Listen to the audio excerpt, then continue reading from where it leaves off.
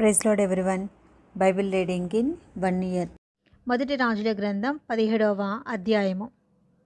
అంతటా గిలాదు కాపురస్తుల సంబంధియును తిష్బీయుడైన ఏలియా ఆహాబునొద్దకు వచ్చి, ఎవని సన్నిధిని నేను నిలబడి ఉన్నానో ఇశ్రాయేలు దేవుడైన ఆ యెహోవా జీవం తోడు, నా మాట ప్రకారం గాక ఈ సంవత్సరములలో మంచైనను వర్షమైనను పడదని ప్రకటించెను.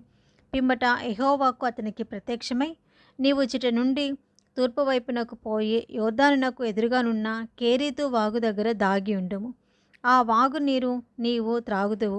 అచ్చటికి నీకు ఆహారం తెచ్చినట్లు నిన్ను కాకోలమునకు ఆజ్ఞాపించితినని అతనికి తెలియచేయగా, అతడు పోయి యెహోవా సెలవు చొప్పున యోర్దానునకు ఎదురుగానున్న కేరీతు వాగు దగ్గర నివాసం చేశాను.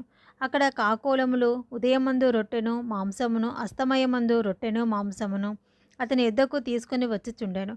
అతడు వాగు నీరు త్రాగుచూ వచ్చెను. కొంతకాలమైన తర్వాత దేశంలో వర్షం లేక ఆ నీరు ఎండిపోయాను.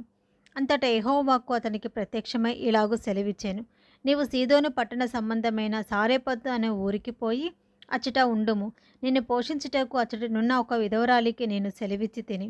అందుకతడు లేచి సారెపతునకు పోయి పట్టణపు గవిని యొద్దకు రాగా, ఒక విధవరాలు అచ్చట కట్టెలు ఏరుచుండుట చూచి ఆమెను పిలిచి, తాగుటకే పాత్రలో కొంచెం నీళ్లు నాకు తీసుకుని రమ్మని వేడుకొనెను. ఆమె నీళ్లు తేబోచుండగా అతడు ఆమెను మరలా పిలిచి, నాకొక రొట్టె ముక్కను నీ చేతిలో తీసుకుని రమ్మని చెప్పెను. అందుకామె, నీ దేవుడైన యెహోవా జీవం తోడు, తొట్టిలో పట్టెడు పిండియు బుడ్డిలో కొంచెము నూనెయు నా యొద్దనున్నావే, కానీ అప్పం ఒకటైనను లేదు. మేము చావక ముందు నేను ఇంటికి పోయి వాటిని నాకును నా బిడ్డకును సిద్ధం చేసుకునేవలెనని కొన్ని పుల్లలు ఏరుకొనుటకే వచ్చి తిని అనెను. అప్పుడు ఏలియా ఆమెతో ఇట్లనెను, భయపడవద్దు, పోయి నీవు చెప్పినట్లు చేయుము. అయితే అందులో నాకొక చిన్న అప్పము మొదట చేసి నా యొద్దకు తీసుకొని రమ్ము. తర్వాత నీకును నీ బిడ్డకును అప్పములు చేసుకొనుము.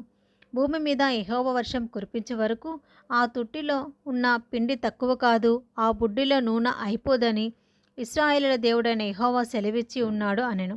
అంతటా ఆమె వెళ్ళి ఏలియా చెప్పిన మాట చొప్పున చేయగా, అతడును ఆమెయు ఆమె ఇంటి వారును అనేక దినములు భోజనం చేయుచూ వచ్చిరి.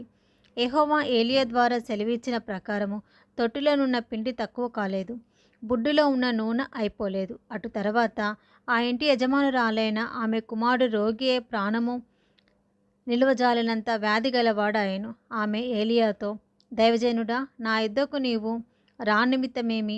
నా పాపమును నాకు జ్ఞాపకం చేసి నా కుమారుని చంపుటకే నా యొద్దకు వచ్చితివా అని మనవి చేయగా, అతడు, నీ బిడ్డను నా చేతికి ఇమ్మని చెప్పి ఆమె కౌగిట్లో నుండి వానిని తీసుకొని తానున్న పై అంతస్తు గదిలోనికి పోయి తన మంచం మీద వాని పరుండబెట్టి, యెహోవా నా దేవా, నన్ను చేర్చుకొనిన ఈ విధవరాలి కుమారుని చంపునంతగా ఆమె మీదికి కీడు రాజేసితివా అని యెహోవాకు మొరపెట్టి ఆ చిన్నవాని మీద ముమ్మారు తాను పారజాచుకొని, యెహోవా నా దేవా, నా మొర ఆలకించి ఈ చిన్నవానికి ప్రాణము మరలా రానిమ్మని యెహోవాకు ప్రార్థింపగా, యెహోవా ఏలియా చేసిన ప్రార్థన ఆలకించి ఆ చిన్నవానికి ప్రాణము మరలా రానిచ్చినప్పుడు వాడు బ్రతికెను.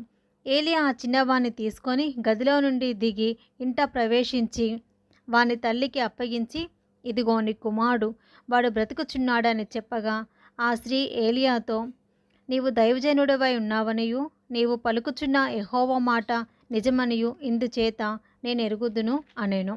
ఇది ఈరోజు భాగం అండి. Praise the lord.